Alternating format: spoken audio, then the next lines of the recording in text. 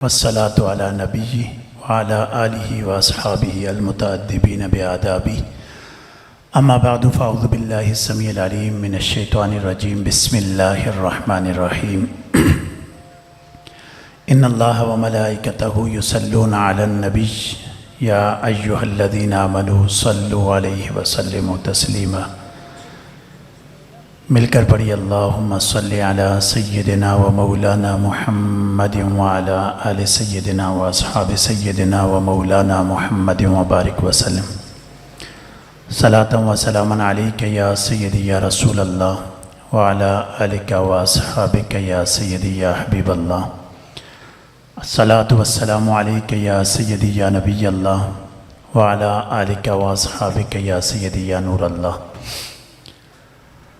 اللہ جل جلالہ وعظم شانہ ولا الہ غیرہ کی حمد و ثنا اور اللہ کے پیارے حبیب جناب محمد مصطفیٰ احمد مجتبی صلی اللہ علیہ وسلم کی بارگاہ میں ہدیہ درود عرض کرنے کے بعد اللہ رب ذوالجلال کا بے پناہ شکر اور احسان کہ وحدہ لا شریک نے ہمیں مسلمان بنایا۔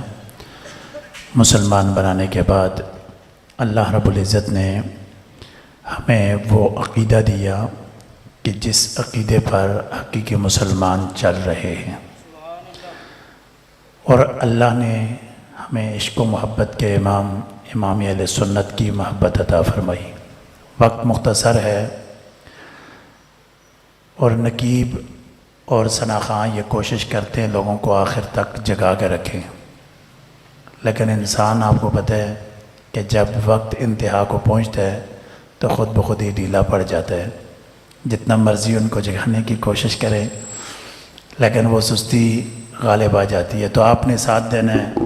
میں بہت لمبا نہیں کروں گا بیان کو، صرف امام اہل سنت کی شان آپ کے سامنے بیان کروں گا اور آپ کا مقام آپ کے سامنے مختصر انداز میں۔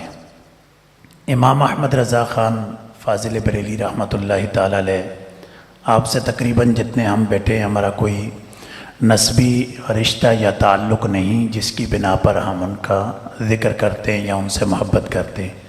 یہ صرف اور صرف عشق رسول اور اسلام کی بنیاد پر آپ سے محبت کرتے ہیں کہ آپ رحمۃ اللہ تعالی علیہ نے اس دور کے اندر کہ جہاں ہر طرف دلالت، گمراہی، لادینیت، بددینی پھیل رہی تھی اور لوگ انگریز اور سکھوں کی دباؤ میں آ کر مسلمانوں کے عقائد، نظریات، عملیات پر حملہ کر رہے تھے، تو اس وقت امام اہل سنت نے حق اور باطل کے درمیان فیصلہ کیا اور لوگوں کو عشق رسول بھی عطا کیا اور اس کے ساتھ ساتھ شریعت محمدیہ اور اس پر عمل پیرا ہونے کے طرق بھی عطا کیے۔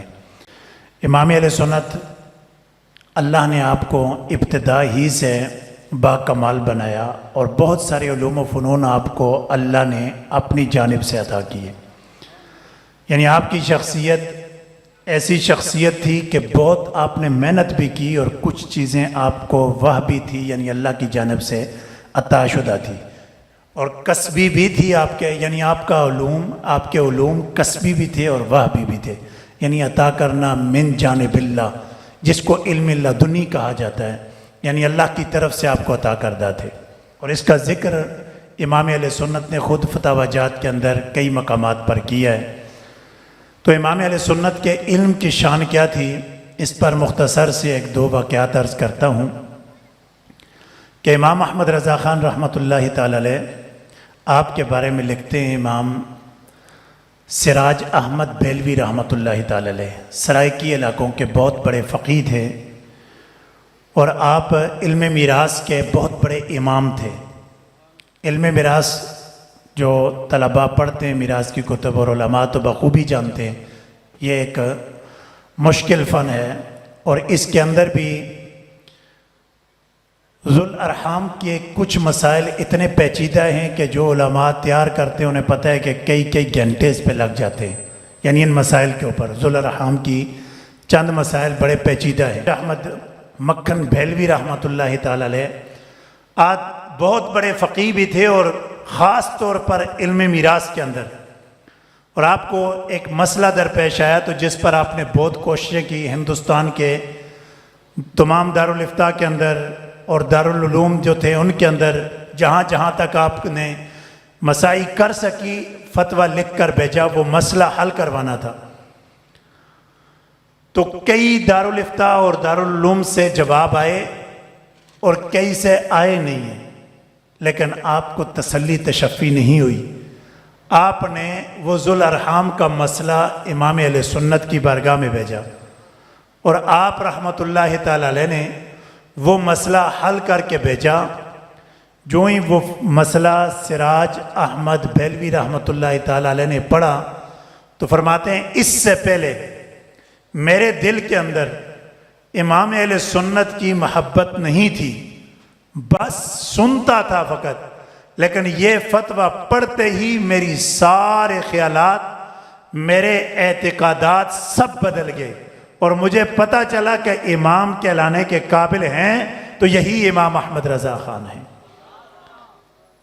اور آپ کے پاس نظام الدین رحمۃ اللہ تعالی علیہ آپ تشریف لائے، آپ دور اعلیٰ حضرت میں موجود تھے، اور اس کے کئی عرصے کے بعد اعلیٰ حضرت دنیا سے وفات کر کے اس کے بعد یہی سراج احمد صاحب کے پاس جب مولوی نظام الدین صاحب تشریف لاتے ہیں اور آپ کی بارگاہ میں، یعنی سراج احمد صاحب کی بارگاہ میں نظام الدین صاحب یہ مسئلہ رکھتے ہیں کہ امام اعظم ابو حنیفہ رحمۃ اللہ تعالی علیہ کا یہ موقف ہے اذا صح الحدیث فہو مذہبی، اس کا مفہوم اور اس کی تشریح صحیح کیا بنتی ہے، اور حدیث کے مقابلے میں کسی فقیہ کا قول آ جائے تو کس کو ترجیح دینی ہے۔ تو یہ مولوی نظام الدین صاحب رحمۃ اللہ تعالی علیہ عام شخصیت نہیں تھے، ہندوستان کے اندر اپنے آپ کو اتنا بڑا فقیہ سمجھتے تھے کہ اپنے مقابلے میں کسی اور کو کھاتے میں نہیں لاتے تھے، اللہ نے علم دیا تھا آپ کو۔ تو ان کے سامنے سراج احمد بریلوی رحمۃ اللہ تعالی علیہ اعلیٰ حضرت کا رسالہ الفضل الموہبی رکھتے ہیں اور اس کی کچھ ابحاث پڑھتے ہیں، اور مولوی نظام الدین صاحب جو فقیہ اعظم ہیں وہ اعلیٰ حضرت کے اس رسالے کو اور ان کے علاوہ کئی ابحاث کو دیکھتے ہیں تو افسوس کرتے کاش کہ میں نے اعلیٰ حضرت کا دور تو پایا لیکن ان سے فیضان نہ لے سکا، مجھے کیا پتا تھا کہ اتنے بڑے امام ہیں وہ۔ اور ساتھ ہی فرماتے ہیں ان کی یہ ابحاث پڑھ کر لگتا یہ ہے کہ علامہ شامی اور صاحب فتح القدیر، یہ علماء جانتے ہیں کہ کتنا بڑا مقام ہے علامہ شامی کا، اور صاحب فتح القدیر کا کتنا بڑا مقام ہے۔ نظام الدین صاحب فرماتے ہیں کہ اعلیٰ حضرت کی ان ابحاث کو پڑھ کے لگتا ہے کہ علامہ شامی اور صاحب فتح القدیر اعلیٰ حضرت کے شاگرد ہیں، اور ساتھ ہی فرماتے ہیں کہ یہ ابحاث پڑھ کر لگتا ہے کہ امام اہل سنت ثانی ابو حنیفہ ہے، یعنی امام اعظم ابو حنیفہ کے ثانی ہیں، اور اعلیٰ حضرت اپنے دور کے بھی امام اور اپنے سے پہلے کئی صدیوں کے ایسے بڑے بڑے فقیہ کہ جن پر امت ناز کرتی ہے، اعلیٰ حضرت ان کے بھی امام محسوس ہوتے ہیں کہ اعلیٰ حضرت کو اللہ نے اتنا بڑا ملکہ اور اتنی بڑی فقاہت اور آپ کو اتنے زیادہ علوم اللہ نے عطا فرمائے۔ اور سوانح اعلیٰ حضرت کے اندر اور دیگر علماء بھی یہ بیان کرتے ہیں، بڑا مشہور واقعہ ہے، مولانا ارشاد احمد صاحب رامپور کے بہت بڑے مفتی مانے جاتے ہیں، اور آپ نے ایک فتویٰ لکھا اور فتویٰ لکھ کر بہت سارے علماء کی طرف بھیجا، مفتیان کرام کی طرف، اور ارشاد احمد صاحب کا نام جو بھی مفتی صاحب سنتے اور فتویٰ دیکھتے بلا تحقیق اس پہ تصدیق کر دیتے۔ انہیں پتا تھا کہ اتنے بڑے رامپور کے امام ہیں، اللہ نے ان کو فقاہت دی ہے، علم عطا فرمایا ہے۔ تو جو رامپور کے نواب تھے، ارشاد احمد صاحب کا یہ فتویٰ انہوں نے تمام مفتیان کرام کی طرف بھیجا، سب نے اس کے اوپر تصدیقات کر دی، اور یہی فتویٰ رامپور کا ایک شخص لے کر نقی علی خان صاحب جو مشہور تھے بریلی کے، ان کے پاس چلا جاتا ہے۔ بڑا دلچسپ واقعہ ہے، جب وہ شخص فتویٰ لے کر جاتا ہے کہ یہاں سے بھی تصدیق کروا لی جائے، اور نقی علی خان صاحب کے پاس جب وہ بندہ پہنچتا ہے تو وہ کہتے ہیں آپ دفتر میں چلے جائیں، وہاں مولوی صاحب بیٹھے ان کو دے دیں۔ اب وہ شخص دفتر میں جاتا ہے تو دفتر میں دیکھتا ہے کہ ننھا سا شخص بیٹھا ہوا ہے جس کی عمر صرف 14 سال، یا اعلیٰ حضرت اپنی عمر کے 14ویں سال میں تھے، اور اس عمر کے فتاوی جات اعلیٰ حضرت کے موجود ہے فتاوی رضویہ کے اندر، متعدد فتاوی جات آپ کے اس نو عمری کے موجود ہے، اور یہ فتویٰ بھی فتاوی رضویہ کے اندر موجود ہے۔ اب یہاں پر وہ نواب صاحب کا بیٹھا ہوا بندہ جب دفتر میں جا کر دیکھتا ہے کہ ایک صاحبزادے بیٹھے ہیں، واپس آ جاتا ہے، آ کر نقی علی خان صاحب سے کہتا ہے کہ دفتر میں تو کوئی مفتی صاحب نہیں ہے، ایک نو عمر بچہ بیٹھا ہوا ہے وہاں پر۔ نقی علی خان صاحب فرماتے ہیں کہ یہی آج کل دارالافتاء میں ڈپٹی دیتے ہیں، آپ انہی سے لکھوا لیں۔ اور وہ نواب صاحب کا بھیجا ہوا بندہ فتویٰ لے کر جاتا ہے اعلیٰ حضرت کے پاس۔ آپ فتویٰ دیکھتے ہیں، ارشاد احمد صاحب کا جو فتویٰ ہے بالکل اس کے الٹ اعلیٰ حضرت فتویٰ لکھ کر دے دیتے ہیں۔ اور ارشاد احمد صاحب جو رامپور کے مفتی اعظم ہیں، ان کا لکھا ہوا فتویٰ ڈھیروں علماء کی تصدیقات اس کے اوپر، وہ فتوے کے مخالف اعلیٰ حضرت لکھ کر دیتے ہیں۔ وہ شخص فتویٰ لے کے جاتے ہیں نواب رامپور کے پاس، قلب علی خان ان کا نام ہے، ان کے پاس لے کر جاتا ہے۔ وہ جب دونوں فتوے دیکھتے ہیں کہ ایک فتوے کے اوپر درجنوں مفتیان کرام کی تصدیقات ہیں اور ایک فتوے کے اوپر اعلیٰ حضرت اور ان کے والد صاحب کی تصدیق موجود ہے، مور ثبت ہے، ارشاد احمد صاحب کے پاس چلے جاتے ہیں، مفتی اعظم کے پاس۔ ان کے پاس جا کر کہتے ہیں کہ آپ کا فتویٰ اور سب علماء نے تسلیم کر دی ہے، صرف 2 آدمی بریلی سے مخالف ہیں۔ دونوں فتوے رکھتے ہیں، ارشاد احمد صاحب آتما فتویٰ بھی دیکھتے ہیں اور اعلیٰ حضرت کا فتویٰ بھی۔ بڑے دل والے بڑے لوگ حقائق چھپاتے نہیں ہیں، ان کو تسلیم کرتے ہیں۔ ارشاد احمد صاحب اپنے فتوے کو سائٹ پر رکھ کر نواب رامپور کو کہتے ہیں فتویٰ وہی حق ہے جس پر 2 موریں ثبت ہیں۔ نواب صاحب کہتے ہیں کہ آپ کا فتویٰ اتنے علماء کی تصدیقات اس کے اوپر، یہ غلط ہے، اور اتنے علماء نے اس کو ریجیکٹ نہیں کیا۔ ارشاد احمد صاحب کہنے لگے کہ باقی علماء نے میری شہرت دیکھی، میرے علم کو دیکھا، اور میری شہرت کی بنا پر انہوں نے اس کی تصدیق کیے بغیر تصدیق کر دی ہے، اس فتوے کی تحقیق کے بغیر تصدیقات کر دی ہے، اور حق وہی ہے جو احمد رضا نے لکھ دیا۔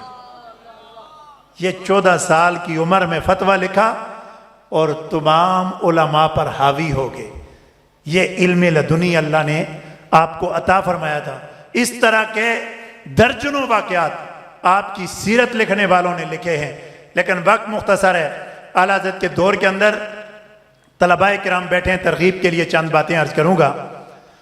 ایک مسئلہ اٹھایا گیا درود تاج جو آج بھی لوگ پڑھتے ہیں، اس کے اندر لفظ آتے ہیں دافع البلاء والوبا، کہ رسول اکرم صلی اللہ علیہ وسلم بلائیں اور وبائیں دور کرنے والے ہیں۔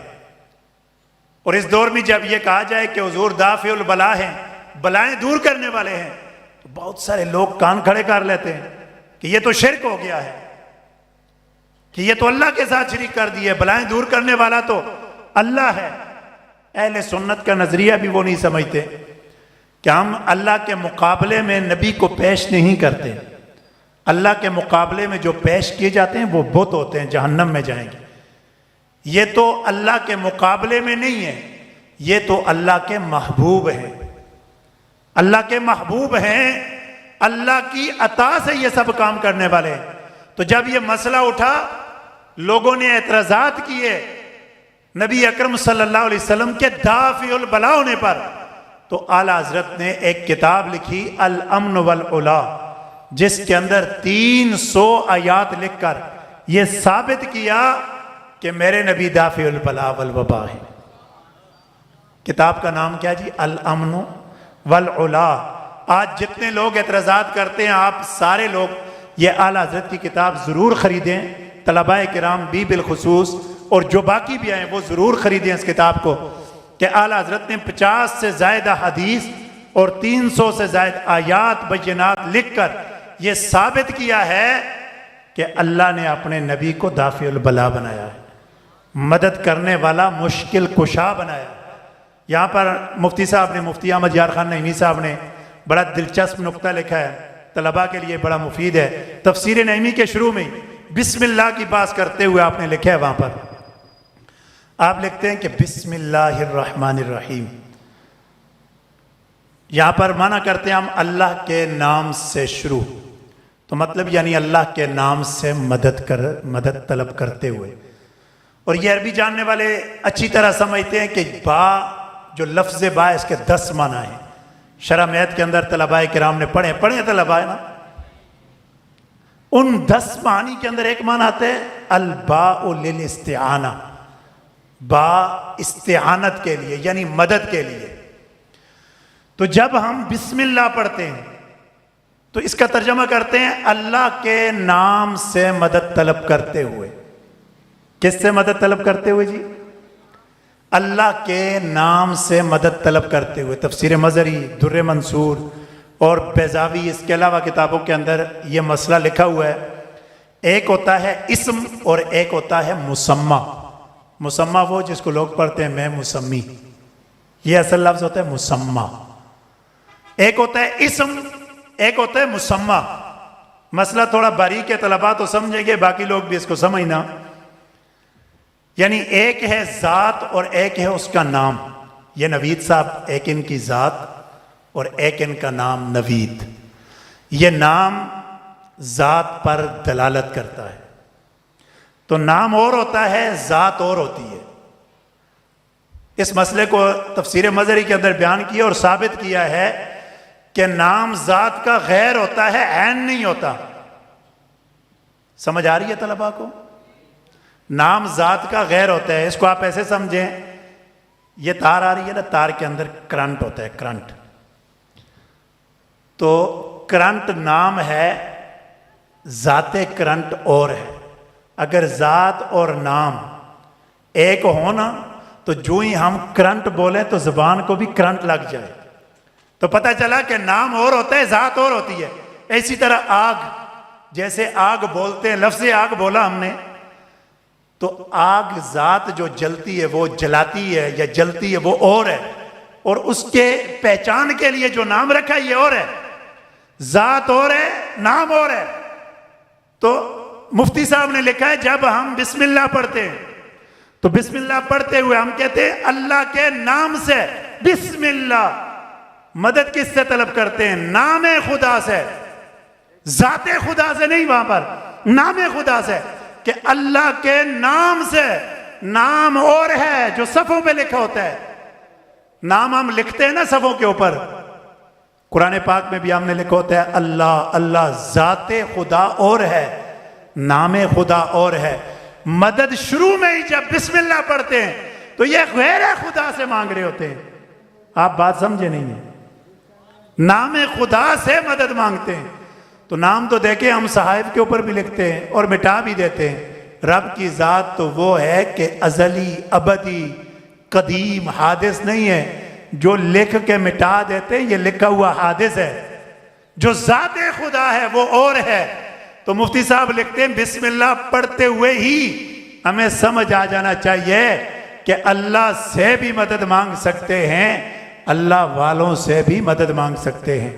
بس فرق یہ ہے کہ اللہ جو مدد فرماتا ہے وہ حقیقی فرماتا ہے، اور اللہ والے جو مدد فرماتے ہیں وہ اللہ کی عطا سے مدد فرماتے ہیں۔ فَفَهَمُوا فَتَدَبَّرُوا وَاكْتُبُوا فِي صُدُورِكُمْ۔ اب یہاں پر ایک بات اور میرے ذہن میں آئی جو اعلیٰ حضرت نے لکھا ہے فتاوی رضویہ کے اندر، کہ نبی اکرم صلی اللہ علیہ وسلم کی ذات بابرکات کو وسیلہ بناتے ہیں۔ ہم کہتے ہیں یا اللہ پیارے نبی کے وسیلے سے ہماری مشکلیں حل فرما۔ تو یہ جب وسیلہ بناتے ہیں ہم نے، تو وسیلہ بناتے ہوئے بہت سارے لوگ اعتراض کرتے ہیں کہ آپ نبی کو وسیلہ، ذات کو وسیلہ کیوں بناتے ہیں؟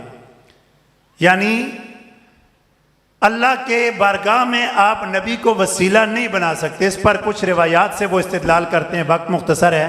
بخاری کی ایک روایت ہے کہ نبی اکرم صلی اللہ علیہ وسلم جب دنیا سے چلے گئے تو حضرت عباس رضی اللہ تعالیٰ عنہ کو وسیلہ بنایا، پھر کہتے ہیں جو دنیا سے چلے گئے ان کو نہیں بنا سکتے، زندہ ہیں ان کو وسیلہ بنا سکتے ہیں۔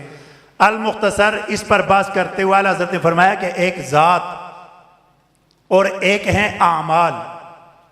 روایات میں ملتا ہے کہ وہ شخص جو آئے تھے، نبی پاک صلی اللہ علیہ وسلم نے بیان فرمایا تھا کہ بنی اسرائیل کے 3 آدمی تھے، وہ پہاڑوں کے نیچے آ گئے تو انہوں نے وسیلہ بنایا اپنے اپنے اعمال کو۔ تو اعمال کے وسیلہ بنانے میں کسی کو اعتراض نہیں ہے۔ لوگ کہتے ہیں نماز کو وسیلہ بنائیں، اللہ کے اسماء کو وسیلہ بنائیں، اس کے علاوہ جو روزے ہیں ان کا وسیلہ بنا کر یہ کہیں یا اللہ جو میں نے نمازیں پڑھی ہیں، جو میں نے روزے رکھے، ان کے وسیلے سے میرے یہ کام حل فرما دے۔ لیکن یہ نہیں کہنا چاہیے کہ یا اللہ نبی کے صدقے یہ حل فرما دے۔ یعنی یہ وہ لوگ کہتے ہیں کہ جو لوگ آج کے دور کے اندر اعتراض کرتے ہیں نبی کی ذات پر یا دیگر انبیاء کی ذات پر، وہ یہ نظریہ رکھتے ہیں کہ اعمال کو وسیلہ بنا سکتے ہیں، ذوات کو وسیلہ نہیں بنا سکتے۔ طلباء کرام آپ کو بات سمجھ آئی ہے؟ تو اعلیٰ حضرت نے اس پر لکھا ہے ایک ہوتی ہے ذات، ایک ہوتا ہے عرض۔ کہتے ہیں کہ جو ذات ہے وہ عین ہے، اور عرض جو ہوتا ہے وہ محتاج ہوتا ہے، ذوات محتاج لے ہوتی ہے، اور محتاج بغیر محتاج لے کے پایا نہیں جا سکتا۔ محتاج بغیر محتاج لے کے پایا نہیں جا سکتا۔ یہ نقطہ ہے بڑا دلچسپ ہے طلباء کے لیے، بات سمجھیں گے تو بڑا مزہ آئے گا آپ کو۔ اس میں لکھا کہ جتنے بھی ذاتیں ہیں یہ خود قائم ہوتی ہیں، اور جو آراز ہوتے ہیں وہ ذات کے ساتھ قائم ہوتے ہیں، ذات کے بغیر نہیں ہو سکتے۔ مطلب آپ ہوں گے تو نماز پڑھیں گے، آپ نہیں ہیں تو نماز نہیں ہے، یعنی آپ کے ساتھ قائم ہے۔ اسی طرح جو عرض ہیں، ذات ہوگی تو عرض ہوگا۔ تو اعلیٰ حضرت لکھتے ہیں کہ جو اعمال ہیں ہم پڑھتے اعمال کرتے ہیں، کہتے ہیں منکرو تم ان اعمال کو مانتے ہو کہ اللہ کی بارگاہ میں یہ وسیلہ بن سکتے ہیں، تو کہتے ہیں کہ مجھے یہ بتاؤ کہ یہ اعمال جو تم نے کیے یہ مقبول ہیں یا مردود؟ دیکھیں نا، جو اعمال ہم کرتے ہیں، نماز پڑھی ہم نے تو نماز پڑھ کے ہم یقین سے کہہ سکتے ہیں کہ یہ اعمال ہمارا، یہ نماز ہماری مقبول ہے؟ یقین سے نہیں کہہ سکتے نا، وہ بولو نا، کہہ سکتے ہیں؟ نہیں کہہ سکتے۔ ہم نے نماز پڑھی ہے، بس صرف ہمارا حسن ظن ہوتا ہے کہ یہ قبول ہے، باقی یہ مشکوک ہے۔ ہم دعوے سے نہیں کہہ سکتے کہ نماز ہماری قبول۔ اسی طرح روزہ رکھا، حج کیا، تو ہم دعا کرتے ہیں یا اللہ حج کر دیا، روزہ رکھ دیا، نماز پڑھ لی، اللہ قبول فرما دے، کیونکہ ہمیں یقین نہیں ہوتا یہ قبول ہے۔ اور بات سمجھ آئی نا؟ یقین نہیں ہوتا نا یہ قبول ہے یا نہیں۔ تو اس پر لکھا آپ نے کہ جن اعمال کو تم وسیلہ بنانے کے جواز کے قائل ہو، کہتے ہو کہ اعمال کو وسیلہ بنا سکتے ہیں، فرمایا وہ اعمال تو مشکوک ہیں۔ فرمایا مشکوک کو تم وسیلہ بناتے ہو، اور اس ذات کو کیوں نہیں بناتے جو رب کی بارگاہ میں مقبول ہے؟ ذات مصطفیٰ رب کے ہاں مقبول ہے، کوئی شک نہیں ہے۔ فرمایا اس پہ تو تمہیں شک ہے، جو تمہارے اعمال ہیں مشکوک ہیں، ان کو تم وسیلہ بناتے ہو۔ کیوں نہ ہم ذات مصطفیٰ کو وسیلہ بنائیں جو رب کے ہاں مقبول ہے۔ بات سمجھے؟ تو فرمایا ذات جو ذوات ہیں وہ مقبول ہیں، ذوات وہ ذوات مقدسہ وہ مقبول ہیں، ان کو وسیلہ بنائیں گے۔ اعمال کا وسیلہ بنانا بھی ثابت، اس سے آپ نے استدلال کیا اس دلیل سے، اس انداز میں، ورنہ ذوات کو وسیلہ بنانے میں ان عقلی دلائل کے علاوہ نقلی دلائل احادیث بہت ساری موجود ہیں کہ ذوات کو بھی وسیلہ بنایا گیا۔ نبی اکرم صلی اللہ علیہ وسلم کو وسیلہ بنا کر دعائیں مانگی گی۔ اختصار کے ساتھ عرض کرتا ہوں، اعلیٰ حضرت رحمۃ اللہ تعالی علیہ، آپ کے دور کے اندر لوگوں نے اعتراض کیا کہ جبرائیل علیہ السلام کو نبی کریم صلی اللہ علیہ وسلم کا خادم نہیں کہنا چاہیے، کیونکہ انہو لقول رسول کریم ذی قوت عند ذی العرش مکین مطاع ثم امین۔ اللہ نے قرآن کے اندر جبرائیل امین کی شان بیان کی ہے، شان بیان کی اتنی بڑی شانوں والا جو اللہ کے ہاں بڑا مقام ہے، تو ایسے فرشتوں کے سردار نبی کو کسی کا خادم کیوں کر کہیں اور نہیں کہنا چاہیے، یہ شبہ پیدا ہوا۔ تو اعلیٰ حضرت نے قلم اٹھایا تو پورا ایک رسالہ لکھ دیا اس پر۔ آپ نے فرمایا کہ جبرائیل امین کو خادم رسول کہنے سے جبرائیل کی توہین نہیں، فرمایا کہ جبرائیل کو خادم رسول کہنے سے، فرمایا یہ جبرائیل امین کا سب سے بڑا اعزاز ہے کہ ایک ہے خادم اور ایک ہے محبوب، رب کے ہاں بعد از خدا بزرگ تو ہی، قصہ یہی ہے مختصر۔ فرمایا یہ خادم کسی عام کا نہیں، یہ خادم محبوب خدا ہے۔ فرمایا خادم محبوب خدا ہونا یہ جبرائیل کے لیے عیب نہیں بلکہ یہ جبرائیل کی شان ہے۔ اس پر رسالہ لکھا تجلی الیقین بأن نبینا سید المرسلین، پورا رسالہ لکھ دیا اس پر، اور کمال کا رسالہ ہے۔ میں آپ سے یہ بھی گزارش کروں گا کہ آپ جہاں الامن والعلا کتاب پڑھیں گے اس کے ساتھ اعلیٰ حضرت کا یہ رسالہ بھی آپ تجلی الیقین بأن نبینا سید المرسلین یہ رسالہ بھی پڑھیں۔ اور اعلیٰ حضرت نے بلکہ یہ رسالہ سید المرسلین پر لکھا بلکہ اجلال جبرائیل بجعلہ خادما للمحبوب الجمیل، یہ رسالہ آپ نے اس بات کو ثابت کرنے کے لیے لکھا کہ جبرائیل علیہ السلام کا نبی پاک صلی اللہ علیہ وسلم کا خادم ہونا یہ جبرائیل امین کا عیب نہیں بلکہ شان ہے۔ تو اسی طرح آپ کے دور میں یہ کہا گیا کہ اعتراض ہوا کہ نبی اکرم صلی اللہ علیہ وسلم کو تمام رسولوں کا سردار ہم کہتے ہیں، سید المرسلین کہتے ہیں۔ تو کچھ لوگوں نے اعتراض کیا کہ سید المرسلین نہیں کہنا چاہیے، تو اعلیٰ حضرت نے اس پر بھی پورا رسالہ لکھ دیا۔ یہ آپ کی شان ہے اعلیٰ حضرت کی کہ اگر آپ کے رسائل ایک ایک رسائل کے اوپر بحث کی جائے گھنٹوں وقت درکار ہیں۔ 25 جلدوں کے اندر یہ جہان رضا کتاب کا جو نقشہ پیش کیا گیا تھا، 20 جلدوں کے اندر کتاب لکھی گئی ہے جو صرف اعلیٰ حضرت کی شان پر لکھی ہے۔ آپ کے علوم مارکیٹ میں موجود ہے یہ کتاب 20 جلدوں کے اندر، اور اس کے اندر یہ نہیں ہے کہ صرف القابات ہی بیان کیے بلکہ اس کے اندر ان چیزوں کو بیان کیا گیا ہے۔ ایک ایک رسالے، ایک ایک کتاب، ایک ایک فتوے کے اوپر بحث کی گئی ہے کہ اعلیٰ حضرت کتنے بڑے علم کے بادشاہ تھے، ایسے ہی نہیں دنیا ان سے پیار کرتی۔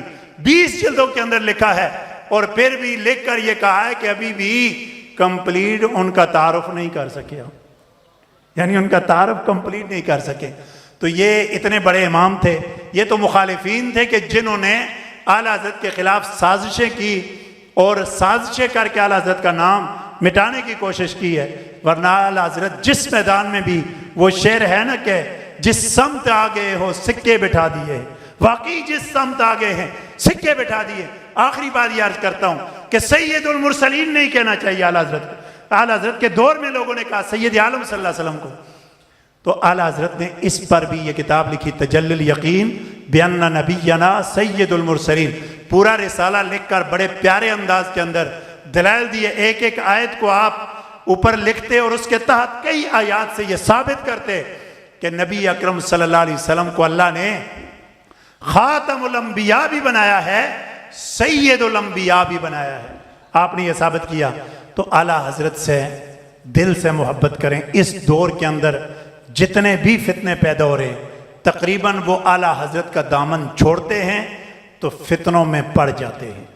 اعلیٰ حضرت کا دامن مضبوطی سے تھام کے رکھیں، ہر مسئلے کے اندر اعلیٰ حضرت کو فوقیت دیں۔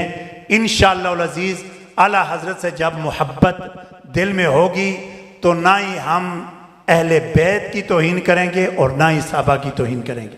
آج جو لوگ افراط و تفرید کا شکار ہیں نا، کوئی صحابہ کی طرف اور کوئی اہل بیت کی طرف، اور یہ شروع سے اہل سنت کا عقیدہ ہے کہ ہم غلو نہیں کرتے، جو اہل بیت کا مقام ہے ان کو ان مقام پر رکھتے ہیں، جو صحابہ کا مقام ہے صحابہ کو ان کے مقام پر رکھتے ہیں، اور صحابہ سے بھی محبت کرتے ہیں، اہل بیت سے بھی محبت کرتے ہیں۔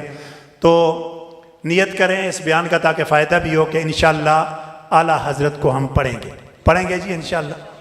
جن کتابوں کے نام لیے ہیں کوشش کریں ان کتابوں کو بھی پڑھیں۔